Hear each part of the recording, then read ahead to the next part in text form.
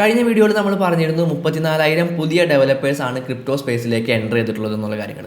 2020 കണക്കെടുത്ത് നോക്കിക്കഴിഞ്ഞാൽ കാണാനായിട്ട് പറ്റും 1 ലക്ഷം മാത്രം ഉണ്ടായിരുന്ന DeFi യൂസേഴ്സിൻ്റെ എണ്ണം 2021 ആയപ്പോഴേക്കും 1.3 ബില്യണിലേക്ക് ഉയർന്നിട്ടുള്ളത്. സോ വളരെ വലിയ ഒരു അഡോപ്ഷനാണ് ക്രിപ്റ്റോ സ്പേസിൽ സംഭവിച്ചുകൊണ്ടിരിക്കുന്നത്. അതുകൊണ്ട് തന്നെ മറുവശത്ത് ടോപ്പ് നെറ്റ്വർക്കുകളെല്ലാം തന്നെ കൂടുതൽ എഫിഷ്യൻ്റ് ആയിട്ട് പ്രവർത്തിക്കാനായിട്ട് നിർബന്ധിതരാവുകയാണ്. ഇപ്പോൾ നമ്മുടെ നാട്ടിലെ കാര്യം തന്നെ എടുത്ത് നോക്കിക്കഴിഞ്ഞാൽ മനസ്സിലാവും, ഏതെങ്കിലും ഒരു പ്രൊഡക്റ്റിന് വളരെ വലിയ ഡിമാൻഡ് വരികയാണെന്നുണ്ടെങ്കിൽ, അതിന് കൂടുതൽ ആവശ്യക്കാർ വരികയാണെന്നുണ്ടെങ്കിൽ അതിൻ്റെ മാനുഫാക്ചേഴ്സ് അത് കൂടുതലായിട്ട് പ്രൊഡക്ഷൻ നടത്താൻ നിർബന്ധിതരാവുകയാണ്. അതിൻ്റെ പ്രൊഡക്ടിവിറ്റി ഇൻക്രീസ് ചെയ്യാനായിട്ട് അവർ നിർബന്ധിതരാവുകയാണ്.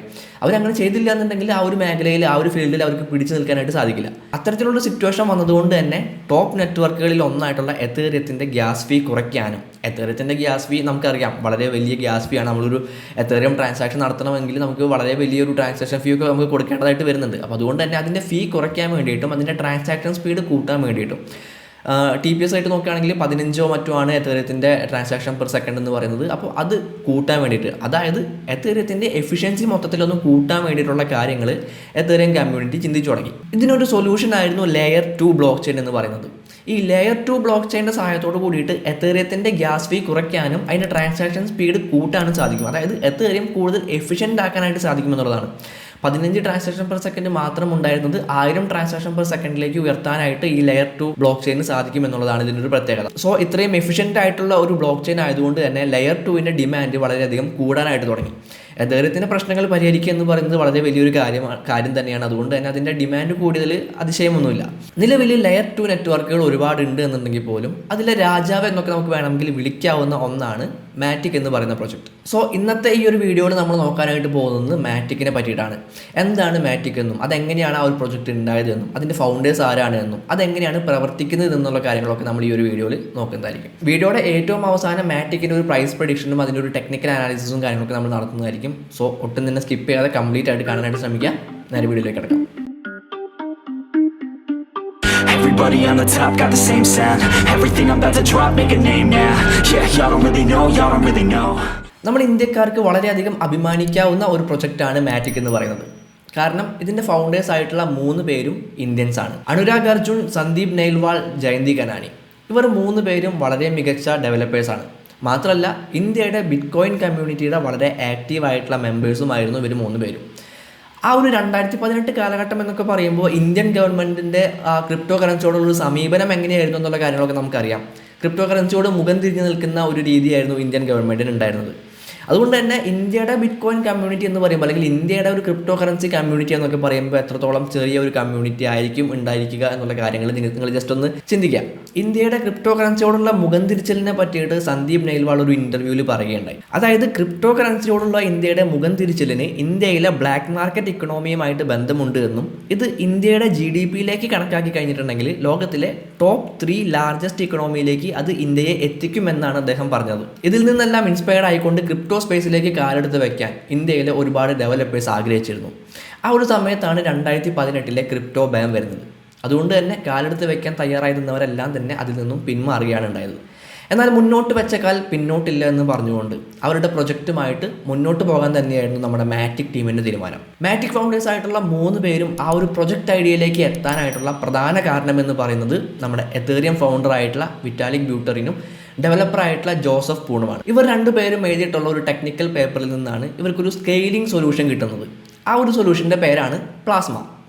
ഈ പ്ലാസ്മ എന്ന് പറയുന്നത് അത്രത്തോളം എഫിഷ്യൻ്റ് ആയിട്ടുള്ള ഒരു സൊല്യൂഷനൊന്നും ആയിരുന്നില്ല. അതുകൊണ്ട് തന്നെ കൂടുതൽ എഫിഷ്യൻ്റ് ആയിട്ടുള്ള ഒരു പ്ലാസ്മ ക്രിയേറ്റ് ചെയ്യുക എന്നുള്ളത് അത്യാവശ്യമായിട്ടുള്ളൊരു കാര്യമായി. അതിന് വേണ്ടിയിട്ട് നമ്മുടെ മാറ്റിക് ഫൗണ്ടറിൽ ഒരാളായിട്ടുള്ള ജയന്തി കനാനി ഡീസെൻട്രലാൻഡിലെ ഡെവലപ്പേഴ്സുമായിട്ട് ചേർന്നുകൊണ്ട് കൂടുതൽ എഫിഷ്യൻ്റ് ആയിട്ടുള്ളൊരു പ്ലാസ്മ ക്രിയേറ്റ് ചെയ്യുകയുണ്ടായി. മോർ വയബിൾ പ്ലാസ്മ എന്നാണ് അതിനെ പറയുക, MVP എന്ന് പറയുന്നത് എത്തേറിയം നെറ്റ്വർക്കിലെ ഒരു നാഴികക്കല്ലായിട്ടാണ്, ഒരു മൈൽ സ്റ്റോൺ ആയിട്ടാണ് അവർ കണക്കാക്കുന്നത്. മാറ്റിക് എന്ന് പറയുന്ന പ്രൊജക്റ്റിൻ്റെ അടിത്തറയായിട്ടും MVP എന്ന് പറയുന്ന ആ ഒരു സൊല്യൂഷൻ മാറുകയുണ്ടായി. അങ്ങനെ ആ ഒരു പ്രൊജക്റ്റ് ഓണായി, മാറ്റിക് എന്ന് പറയുന്ന പ്രൊജക്റ്റ് ഓണായി കഴിഞ്ഞു. ഇനി കൂടുതൽ ആളുകളിലേക്ക് ഈ ഒരു മാറ്റിക് എന്ന് പറയുന്ന പ്രൊജക്റ്റ് എത്തിക്കണം, അല്ലെങ്കിൽ കൂടുതൽ ആളുകളുടെ അറ്റൻഷൻ ഈ ഒരു പ്രൊജക്റ്റിലേക്ക് കൊണ്ടുവരണം. അതിന് വേണ്ടിയിട്ട് 2018 2019 നടന്ന ലോകമെമ്പാടുമുള്ള ഇവൻറ്റുകളിലും ഹാക്കത്തോണുകളിലും എല്ലാത്തിലും ഇവർ പങ്കെടുത്തു. അങ്ങനെ ഒരു ഇവൻറ്റിൽ വെച്ചിട്ടാണ് നമ്മുടെ ലോകത്തിലെ ഏറ്റവും വലിയ ക്രിപ്റ്റോ കറൻസി എക്സ്ചേഞ്ച് ആയിട്ടുള്ള ബൈനാൻസ് മാറ്റിക് ടീമിനെ കോൺടാക്ട് ചെയ്യുന്നത്. അവരുടെ ലോഞ്ച് പാഡ് വഴി, ബൈനാൻസ് ലോഞ്ച് പാഡ് വഴി മാറ്റിക്കിനെ ഫണ്ട് ചെയ്യാനായിട്ട് അവർ തയ്യാറാവുകയാണ്. അങ്ങനെ 2019 ഏപ്രിൽ അവസാനത്തോട് കൂടിയിട്ട് മാറ്റിക് ടോക്കൺ ബൈനാൻസിൽ ട്രേഡ് ചെയ്ത് തുടങ്ങുകയാണ്. അത്രയും നാൾ കാര്യമായിട്ടുള്ള മൂവ്മെൻറ്റുകൾ ഒന്നും തന്നെ മാറ്റിക്കിൻ്റെ പ്രൈസിൽ സംഭവിച്ചിരുന്നില്ല. എന്നാൽ 2020 ഇന്ത്യയിലെ ക്രിപ്റ്റോ ബാൻ സുപ്രീം കോർട്ട് എടുത്ത് നീക്കിയതിന് ശേഷം വളരെ വലിയ മൂവ്മെൻ്റാണ് മാറ്റിക് എന്ന് പറയുന്ന കോയിനിൽ സംഭവിച്ചിട്ടുള്ളത് എന്നുള്ള കാര്യങ്ങൾ നമുക്ക് അതിൻ്റെ ചാർട്ട് നോക്കിക്കഴിഞ്ഞാൽ കാണാവുന്നതാണ്. വലിയൊരു മൂവ്മെൻറ്റ് പ്രൈസിൽ സംഭവിച്ചതെന്ന് മാത്രമല്ല, എതേറിയത്തിൽ ബിൽഡ് ചെയ്യുന്ന പല പ്രൊജക്റ്റുകളുടെയും ഒരു ലെയർ 2 സൊല്യൂഷനായിട്ട് മാറ്റിക് മാറുകയുണ്ടായി. ഇന്ത്യയിലെ ക്രിപ്റ്റോ ബാൻ എടുത്ത് നീക്കിയത് കൊണ്ട് മാത്രമല്ല ഈ നേട്ടങ്ങൾ അവർ കൈവരിച്ചത്, അവരുടെ പ്ലാസ്മ എന്ന് പറയുന്ന സ്കെയിലിംഗ് സൊല്യൂഷനോടുള്ള അവരുടെ യുണീക്ക് ആയിട്ടുള്ള ഒരു അപ്രോച്ചിൻ്റെ ഫലമായിട്ടാണ് ഈ നേട്ടങ്ങളെല്ലാം അവർ കൈവരിച്ചിട്ടുള്ളത്. അങ്ങനെ ഒരുപാട് പ്രൊജക്റ്റുകൾ വന്നുകൊണ്ടിരിക്കുമ്പോഴാണ് 2021 ഇവരിത് എക്സ്പാൻഡ് ചെയ്യാനായിട്ട്, മാറ്റിക് എന്ന് പറയുന്ന പ്രൊജക്റ്റ് എക്സ്പാൻഡ് ചെയ്യാനായിട്ട് തീരുമാനിക്കുന്നത്. അങ്ങനെയാണ് മാറ്റിക് എന്ന് പറയുന്ന പേര് മാറ്റിയിട്ട് അവർ പോളിഗൺ എന്ന് പറയുന്ന പേരിട്ടത്. പോളിഗൺ എന്നാണ് ആ ഒരു പ്രൊജക്റ്റിൻ്റെ പേര് എന്നുണ്ടെങ്കിലും മാറ്റിക് എന്ന് തന്നെയാണ് ആ ടോക്കണിൻ്റെ പേര്. നമ്മൾ ഇപ്പോഴും ട്രേഡ് ചെയ്യുന്നത് മാറ്റിക് എന്ന് പറയുന്ന ടോക്കൺ തന്നെയാണ്. സോ എന്താണ് മാറ്റിക് എന്നും എങ്ങനെയാണ് മാറ്റിക് ഉണ്ടായത് എന്നും അതിൻ്റെ പിന്നിലുള്ള ആളുകൾ ആരാണ് എന്നുള്ള കാര്യങ്ങളൊക്കെ നമ്മൾ നോക്കിയിട്ടുണ്ട്. ഇനി എങ്ങനെയാണ് മാറ്റിക് വർക്ക് ചെയ്യുന്നത് എന്നുള്ള കാര്യങ്ങൾ നമുക്ക് നോക്കാം. മാറ്റിക് എങ്ങനെയാണ് വർക്ക് ചെയ്യുന്നത് എന്ന് അറിയുന്നതിന് മുൻപ് എന്താണ് പ്ലാസ്മയുടെ ഒരു ബേസിക് ആയിട്ടുള്ള കാര്യങ്ങൾ നമ്മൾ അറിഞ്ഞിരിക്കണം. അടിസ്ഥാനപരമായിട്ട് പ്ലാസ്മയിൽ സംഭവിക്കുന്നത് എന്താണെന്ന് ചോദിച്ചു കഴിഞ്ഞിട്ടുണ്ടെങ്കിൽ, എത്തേറിയം ബ്ലോക്ക് ചെയിൻ്റെ ഒരു കോപ്പി ക്രിയേറ്റ് ചെയ്യലാണ്. ഈ ഒരു കോപ്പീനെ ചൈൽഡ് ചെയിൻ എന്നാണ് പറയുക. ഒറിജിനൽ ആയിട്ടുള്ള എത്തേറിയം ബ്ലോക്ക് ചെയിനെ നമ്മൾ പാരന്റ് ചെയിൻ എന്നും പറയും. ഇവിടെ നടക്കുന്ന പ്രവർത്തനങ്ങളുടെ എല്ലാം തന്നെ സ്നാപ്ഷോട്ടുകൾ അപ്പോൾ തന്നെ എടുക്കുക, അത് പാരന്റ് ചെയിനിലേക്ക് സബ്മിറ്റ് ചെയ്യുക. ഇതാണ് ഇവിടെ സംഭവിച്ചുകൊണ്ടിരിക്കുന്ന കാര്യങ്ങൾ എന്ന് പറയുന്നത്. ഇതുകൊണ്ടുള്ളൊരു ഗുണം എന്താണെന്ന് ചോദിച്ചു കഴിഞ്ഞിട്ടുണ്ടെങ്കിൽ, എന്തെങ്കിലും ഒരു കാര്യം ഈ ഒരു നെറ്റ്വർക്കിൽ റോങ് ആയിട്ട് നടന്നു കഴിഞ്ഞാൽ നമുക്ക് നേരെ ചൈൽഡ് ചെയിനിൽ പോവാം. അവിടെ ഏറ്റവും അവസാനം ക്രിയേറ്റ് ചെയ്തിട്ടുള്ള സ്നാപ്ഷോട്ടുകൾ നോക്കിക്കഴിഞ്ഞാൽ നമുക്ക് മനസ്സിലാക്കാനായിട്ട് പറ്റും എവിടെയാണ് തെറ്റായിട്ടുള്ള കാര്യം സംഭവിച്ചതെന്ന്. അങ്ങനെ അത് നമുക്ക് തിരുത്തിക്കൊണ്ട് നല്ല രീതിയിൽ അവിടെയുള്ള പ്രവർത്തനങ്ങൾ നമുക്ക് മുന്നോട്ട് കൊണ്ടുപോകാൻ സാധിക്കും. മറ്റൊരു രീതിയിൽ പറയുകയാണെങ്കിൽ, നമ്മുടെ നാട്ടിൽ ഏറ്റവും ടോപ്പിൽ സുപ്രീം കോർട്ട് ഉണ്ട്, അതിന് താഴേക്ക് മറ്റ് പല കോടതികളും നമ്മുടെ നാട്ടിലുണ്ട്. അപ്പോൾ ഈ ഒരു സുപ്രീം കോർട്ടിനെ നമുക്ക് എത്തേറിയം ബ്ലോക്ക് ചെയിൻ ആയിട്ട് എടുക്കാം. ബാക്കിയുള്ള സുപ്രീം കോർട്ടിന് താഴെ വരുന്ന കോടതികളെ നമുക്ക് പ്ലാസ്മ ചെയിനുകളായിട്ട് എടുക്കാം. താഴെ കിടക്കുന്ന കോടതികളിൽ പരിഹരിക്കാൻ പറ്റാതെ പോകുന്ന കാര്യങ്ങളാണ് നമ്മൾ സുപ്രീം കോർട്ടിലേക്ക് അയക്കാറുള്ളത്. പക്ഷേ ഇവിടെ നോക്കുകയാണെങ്കിൽ പ്ലാസ്മ ചെയിനിൽ പരിഹരിക്കാൻ പറ്റാതെ പോകുന്ന കാര്യങ്ങൾ നമുക്ക് അവിടെ തന്നെ പരിഹരിക്കാനുള്ള ഓപ്ഷൻസ് അവിടെയുണ്ട്. അതുകൊണ്ട് തന്നെ സുപ്രീം കോർട്ടിലേക്ക്, അതായത് എത്തേറിയം ബ്ലോക്ക് ചെയിനിലേക്ക് ആ ഒരു കാര്യം കൊണ്ടുപോകേണ്ട ആവശ്യം നമുക്കവിടെ വരുന്നില്ല. സോ ഇതാണ് പ്ലാസ്മ ചെയിനിൽ സംഭവിച്ചുകൊണ്ടിരിക്കുന്ന കാര്യങ്ങൾ. അടിസ്ഥാനപരമായിട്ട് ഇത്രയുമാണ് പ്ലാസ്മ എന്ന് പറയുന്നത്. ഈ ഒരു ഐഡിയ ഉപയോഗിച്ചുകൊണ്ടാണ് മാറ്റിക് എന്ന് പറയുന്ന പ്രൊജക്റ്റ് പ്രവർത്തിക്കുന്നത്. ഇതുകൂടാതെ തന്നെ പ്രൂഫ് ഓഫ് സ്റ്റേക്കും ഈ ഒരു പ്ലാസ്മ ചെയിനോടൊപ്പം തന്നെ മാറ്റിക് യൂസ് ചെയ്യുന്നുണ്ട്. ചുരുക്കി പറഞ്ഞാൽ മോർ വയബിൾ പ്ലാസ്മയാണ് മാറ്റിക്കിൽ യൂസ് ചെയ്യുന്നത്, MVP ആണ് മാറ്റിക്കിൽ യൂസ് ചെയ്യുന്നത്. ഇനി നമുക്ക് മാറ്റിക്കിലേക്ക് വരാം. മാറ്റിക്കിൻ്റെ കാര്യം നോക്കുകയാണെങ്കിൽ പ്രധാനമായിട്ടും 3 ലെയറുകളാണ് മാറ്റിക്കിലുള്ളത്. അതിൽ ആദ്യത്തെ ലെയർ എന്ന് പറയുന്നത് ഒരു സ്മാർട്ട് കോൺട്രാക്ട് ലെയറാണ്. ഈ ഒരു സ്മാർട്ട് കോൺട്രാക്ട് ലെയറാണ് എത്തേറിയം ബ്ലോക്ക് ചെയിനും മാറ്റിക്കും തമ്മിൽ കണക്ട് ചെയ്യുന്നത്. ഈ ഒരു സ്മാർട്ട് കോൺട്രാക്ട് ലെയറിൽ ഒരുപാട് സ്മാർട്ട് കോൺട്രാക്റ്റുകൾ അടങ്ങിയിട്ടുണ്ട്.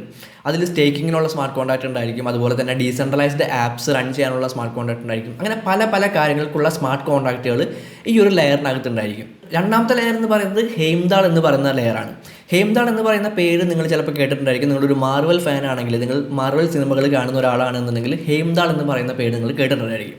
ഹെയ്ംദാൾ എന്ന് പറയുന്നതാണ് മാറ്റിക്കിൻ്റെ സെക്കൻഡ് ലെയർ ആയിട്ട് വരുന്നത്. ഹെയ്ംദാൾ എന്ന് പറയുന്നത് ഒരു പ്രൂഫ് ഓഫ് സ്റ്റേക്ക് വേരിഫയർ ലെയറാണ്.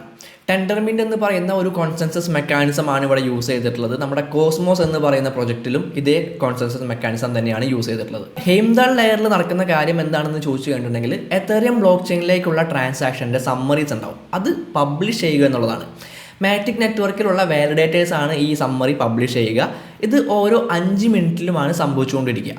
ഈ ഒരു ടൈം പീരീഡിനെ ചെക്ക് പോയിന്റ്സ് എന്നാണ് പറയുക. ഇവിടെ വാലിഡേറ്റേഴ്സ് ഉണ്ട് എന്നുണ്ടെങ്കിൽ പോലും ബ്ലോക്കുകളൊന്നും ജനറേറ്റ് ചെയ്യുന്നില്ല. പക്ഷേ ഇവർക്ക് അതിൻ്റേതായിട്ടുള്ള ഒരു റിവാർഡും നെറ്റ്വർക്ക് ഫീൽ ഒരു കട്ട് ഓഫ് ഒക്കെ ഇവർക്ക് ലഭിക്കുന്നതായിരിക്കും, ഈ വാലിഡേറ്റേഴ്സിന് ലഭിക്കുന്നതായിരിക്കും. പിന്നെ എവിടെയാണ് ബ്ലോക്കുകൾ ക്രിയേറ്റ് ചെയ്യുക എന്ന് ചോദിച്ചു കണ്ടിട്ടുണ്ടെങ്കിൽ, അവിടെയാണ് നമ്മുടെ 3ാമത്തെ ലെയർ വരുന്നത്. മാറ്റിക് നെറ്റ്വർക്കിലെ 3ാമത്തെ ലെയർ വരുന്നത് ബോർ എന്നാണ് ആ ലെയറിൻ്റെ പേര്. ഇവിടെയാണ് ബ്ലോക്കുകൾ ക്രിയേറ്റ് ചെയ്യുന്നത്. മാത്രമല്ല ഇവിടെയാണ് എത്തേറിയം ഡെവലപ്പേഴ്സ് സ്മാർട്ട് കോൺട്രാക്റ്റുകളും ഡീസെൻട്രലൈസ്ഡ് ആപ്ലിക്കേഷൻസും എല്ലാം ലോഞ്ച് ചെയ്യുന്നത്.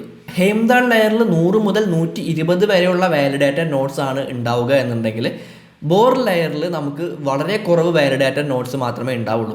അത് എന്തുകൊണ്ടാണെന്ന് ചോദിച്ചു കഴിഞ്ഞിട്ടുണ്ടെങ്കിൽ 1 സെക്കൻഡാണ് ബ്ലോക്ക് ജനറേഷൻ ടൈമായിട്ട് വരുന്നത്. അതുപോലെ തന്നെ ട്രാൻസാക്ഷൻ സ്പീഡ് എന്ന് പറയുന്നത് 7-നും 10,000-നും ഇടയിലാണ്. ഇത് മെയിൻറ്റെയിൻ ചെയ്ത് കൊണ്ടുപോകാൻ വേണ്ടിയിട്ടാണ് അവർ ബോർ ലെയറിൽ അധികം വാലിഡേറ്റഡ് നോട്ട്സിനെ ഇൻക്ലൂഡ് ചെയ്യാത്തത്. ഈ 1 സെക്കൻഡ് ബ്ലോക്ക് ജനറേഷൻ ടൈമും 7 മുതൽ 10,000 വരെ ട്രാൻസാക്ഷൻ സ്പീഡും പറഞ്ഞത് ഒരു ഒറ്റ മാറ്റിക് നെറ്റ്വർക്ക് സൈഡ് ചെയിനിലെ കാര്യമാണ്. കൂടുതൽ മാറ്റിക് നെറ്റ്വർക്ക് സൈഡ് ചെയിൻസ് വരുമ്പോൾ മില്യൺസ് ഓഫ് ട്രാൻസാക്ഷൻസ് ആണ് 1 സെക്കൻഡിൽ നടത്താനായിട്ട് സാധിക്കുക. 1 മില്യൺ ട്രാൻസാക്ഷൻ നടത്താൻ വേണ്ടിയിട്ട് ഇവിടെ വരുന്ന ഫീ എന്ന് പറയുന്നത് വെറും $1 മാത്രമാണ്. അപ്പോൾ എന്താണ് മാറ്റിക് എന്നും എങ്ങനെയാണത് ഉണ്ടായത് എന്നും അതിൻ്റെ പിന്നിലുള്ള ആളുകൾ ആരാണ് എന്നും അതെങ്ങനെയാണ് പ്രവർത്തിക്കുന്നത് എന്നുള്ള കാര്യങ്ങൾ നമ്മളിപ്പോൾ നോക്കിക്കഴിഞ്ഞു. ഇനി നമുക്ക് അതിൻ്റെ ടെക്നിക്കൽ അനാലിസിസിലേക്ക്, അതിൻ്റെ പ്രൈസ് പ്രഡിക്ഷനിലേക്ക് നമുക്ക് കടക്കാം. കോയിൻ മാർക്കറ്റ് ക്യാപ്പ് നോക്കിക്കഴിഞ്ഞിട്ടുണ്ടെങ്കിൽ 14ാം റാങ്കിൽ നിൽക്കുന്ന ഒരു കോയിനാണ് പോളിഗൺ മാറ്റിക് എന്ന് പറയുന്നത്. $2.29 മാത്രമാണ് പോളിഗൺ മാറ്റിക്കിൻ്റെ ഇപ്പോഴത്തെ പ്രൈസ് എന്ന് പറയുന്നത്. അതിൻ്റെ ഓൾ ടൈം ഹൈ നോക്കിക്കഴിഞ്ഞിട്ടുണ്ടെങ്കിൽ 2.92 ആണ് അതിൻ്റെ ഓൾ ടൈം ഹൈ പ്രൈസ് വരുന്നത്. ഇപ്പോൾ നമ്മൾ നിൽക്കുന്നത് മാറ്റിക്കിൻ്റെ ഒരു ഡെയിലി ടൈം ഫ്രെയിമിലുള്ള USDT പെയറിലുള്ള ബൈനാൻസിലെ ചാർട്ടിലാണ് നമ്മൾ നിൽക്കുന്നത്. ഇവിടെ നോക്കിക്കഴിഞ്ഞിട്ടുണ്ടെങ്കിൽ നമുക്കൊരു കാര്യം കാണാനായിട്ട് പറ്റും. പ്രൈസ് ഇപ്പോൾ പോയിക്കൊണ്ടിരിക്കുന്നത് ഒരു higher highs and higher loss create ചെയ്തുകൊണ്ടാണ്. അതായത് ഒരു ഐഡിയൽ അപ് ട്രെൻഡ് എന്ന് വേണമെങ്കിൽ നമുക്ക് ഇപ്പോൾ ഈ ഒരു മാറ്റിക്കിൻ്റെ മൂവ്മെൻറ്റിനെ വിളിക്കാവുന്നതാണ്. ഒരു ഹയർ ഹൈ ക്രിയേറ്റ് ചെയ്യുന്നു, ഒരു ഹയർ ഹൈ ലോ ക്രിയേറ്റ് ചെയ്യുന്നു, ഒരു ഹയർ ഹൈ ക്രിയേറ്റ് ചെയ്യുന്നു, higher low, higher high, higher low. ഇനി ഒരു ഹയർ ഹൈ ക്രിയേറ്റ് ചെയ്യുമെന്ന് നമുക്കിവിടെ പ്രതീക്ഷിക്കാവുന്നതാണ്. മാത്രമല്ല ഇപ്പോൾ പ്രൈസ് നിൽക്കുന്ന ഒരു ഏരിയ എന്ന് പറയുന്നത് ഒരു സപ്പോർട്ട് ഏരിയ ആണെന്ന് പറയാനായിട്ട് പറ്റും. ഇത് ഒരു സപ്പോർട്ട് ഏരിയ ആണ്. മുൻപ് പല തവണ ഇതൊരു റെസിസ്റ്റൻസ് ഏരിയ ആയിട്ട് ആക്ട് ചെയ്തിട്ടുള്ള ഒരു റീജിയൻ ആണ്. കറക്റ്റായിട്ട് പറഞ്ഞിട്ടുണ്ടെങ്കിൽ 1.8 മുതൽ 2.0 വരെയുള്ള ആ ഒരു റീജിയൻ എന്ന് പറയുന്നത് ഒരു സപ്പോർട്ടായിട്ടും റെസിസ്റ്റൻസ് ആയിട്ടും ആക്ട് ചെയ്തിട്ടുള്ള ഒരു ഏരിയ ആണ്. സോ അതുകൊണ്ട് തന്നെ ഇവിടെ നിന്നൊരു നല്ലൊരു റിജക്ഷൻ ഇവിടെ പ്രൈസിന് സംഭവിച്ചിട്ടുള്ളത് നമുക്ക് കാണാൻ പറ്റും. നല്ലൊരു മൊമെൻറ്റത്തോട് കൂടിയിട്ടുള്ള ഒരു സ്ട്രോങ് ക്യാൻഡിൽ തന്നെ ഈ ഒരു സപ്പോർട്ട് ഏരിയയിൽ നിന്ന് മുകളിലേക്ക് ഫോം ആയിട്ടുള്ള നമുക്ക് ഇവിടെ കാണാനായിട്ട് പറ്റുന്നുണ്ട്.